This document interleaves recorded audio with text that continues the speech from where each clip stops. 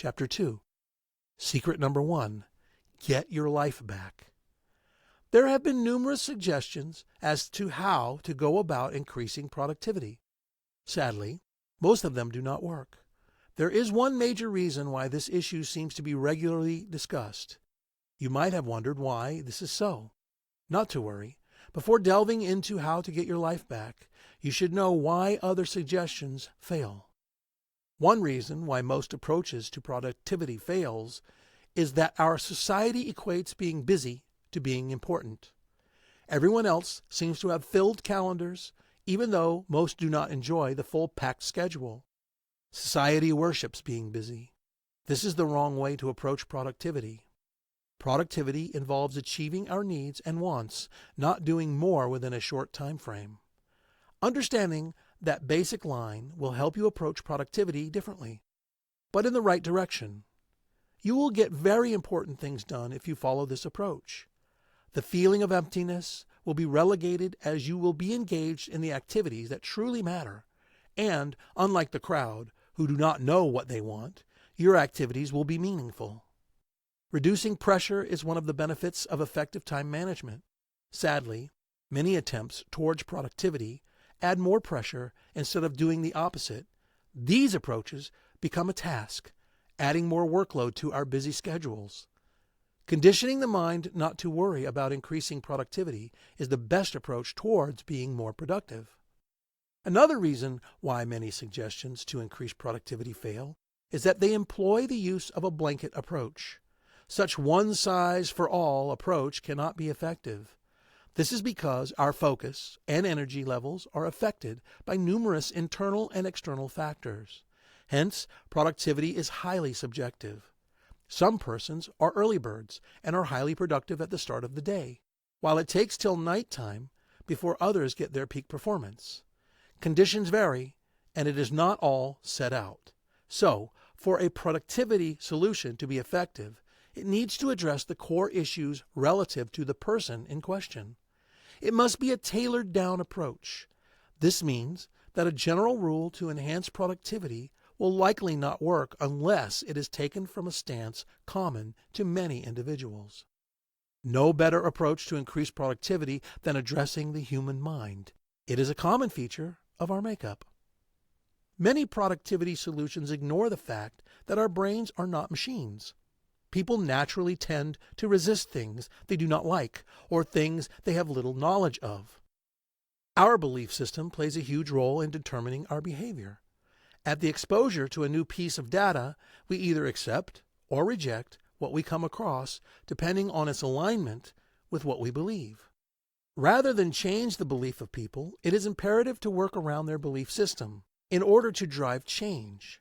Our brain has been demonstrated to lie to us by manipulating how perception to a piece of certain information to align with our belief system. So, if an individual is of the opinion he is at his productive peak in the early hours of the day, no matter the extent of persuasion, he is never going to join the late-night group. Most of these reasons impose on us a way to get things done. Instead of addressing the root causes of procrastination, they tell us to do a particular thing to achieve anything we want. That is not true, because lasting change is propelled by internal motivations, not external factors. To resist doing something, self-determination is needed. Such will comes from the mind. Your perspective determines if a certain productivity approach will work for you or not. So, you have to understand how your mind operates to know exactly what approach to take. Still, your mind holds the key to taking full control of your time. Speaking of time, what makes time seem to go away rapidly, causing low productivity and poor time management? Time is not cheap. It is a resource needed in achieving goals of all sorts and dreams eventually. Rather than wasting it, it should be used wisely to great effect. It is precious and never waits for anyone. Poor time management skills cut across different age groups in society. When our time isn't managed effectively, our daily living can easily spiral into chaos. Hence, the simplest of tasks will seem to be as difficult as climbing a mountain. From kids to adults, time management plays a vital role in our lives. In children, learning issues such as dyslexia and a lack of attention can indirectly cause poor time management issues. In adults, the list goes on and on. Some notable factors which result to poor time management includes absent-mindedness, disorganization, low energy, depression, procrastination, ineffective delegation, being reactive instead of proactive, failing to plan ahead or insufficient planning, and failure to prioritize. Here's what you need to know about some of them. Unclear goals. You might be faced with a situation whereby you have a long to-do list and very little time to carry it all out. Still, you tackle much work daily and go as far as crossing others off of your list. Even at that, you do not feel like you are meeting up to anything in particular, and you are just barely swimming through the tide. This is bound to occur if you do not have a set-out goal before commencing your daily tasks. You might be spending time on less important things. Poor planning skills. What if you have a clearly defined goal, yet you are still not meeting up with the tasks at hand? This can be as a result of poor planning skills. Poor planning skills can hinder your productivity as something or someone will always seem to obstruct your line of work. Sometimes you will realize that the time set aside in carrying out different tasks seem to clash. This too is a result of poor planning.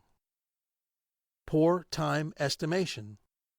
When it comes to proper time management, many individuals are culpable of underestimating the time needed to get a particular task to completion.